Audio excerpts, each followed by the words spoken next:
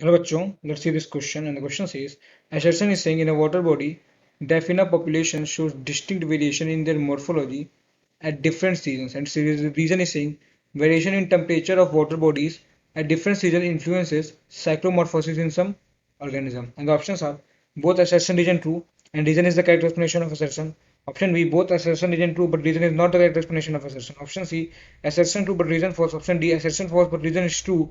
Option C both assertion reason और false. So पहले हम इसका की कंसेप्ट देखेंगे. इसका की कंसेप्ट है साइक्लोमॉर्फोसिस. इसका की कंसेप्ट है साइक्लोमॉर्फोसिस. साइक्लोमॉर्फोसिस. साइक्लोमॉर्फोसिस. अब ये साइक्लोमॉर्फोसिस होता क्या है? तो ये एक तरह का सीजनल चेंज, मतलब ये it is occurrence of seasonal change in phenotype of organism. इसका मतलब क्या होता है कि it is occurrence of what we see u double r. It is occurrence of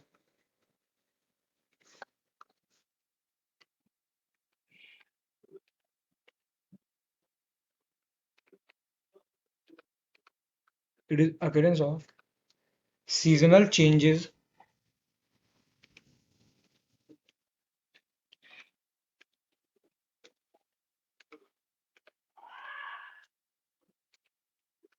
seasonal changes in the phenotype of organism. In phenotype of organism successive generations में. In phenotype of organism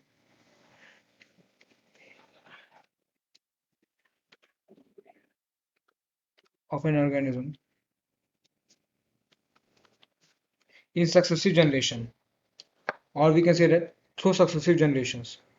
तो ये मतलब होता है साइक्लोमॉर्फोसिस का through successive generation.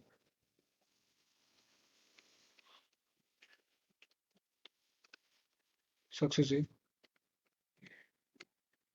generations. GENE. So basically हम लोग ये कहना चाहते हैं कि जो है ऑर्गेनिज्म के फिनोटाइप में चेंज हो रहा है, सीजनल चेंजेस हो रहे हैं, तो इसे हम लोग कहते हैं साइक्लोमॉर्फोसिस. साइक्लोमॉर्फोसिस दिखता किसमें है? तो साइक्लोमॉर्फोसिस ये हमें दिख जाएगा, साइक्लोमॉर्फोसिस हमें दिख जाएगा इट अकर्स इन जितने भी स्मॉल प्लांटोइक ऑर्गेनिजम्स होते हैं या स्मॉल इनवर्टिब्रेट्स होते हैं.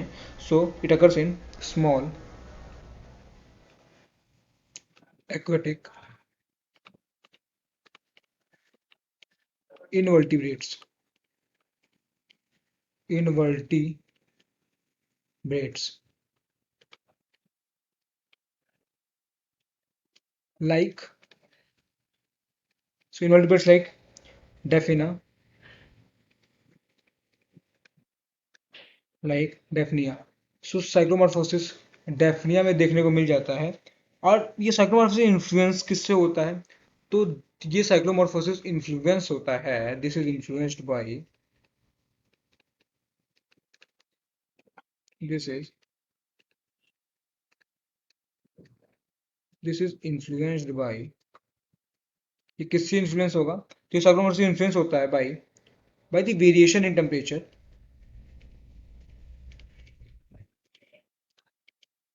by the variations in temperature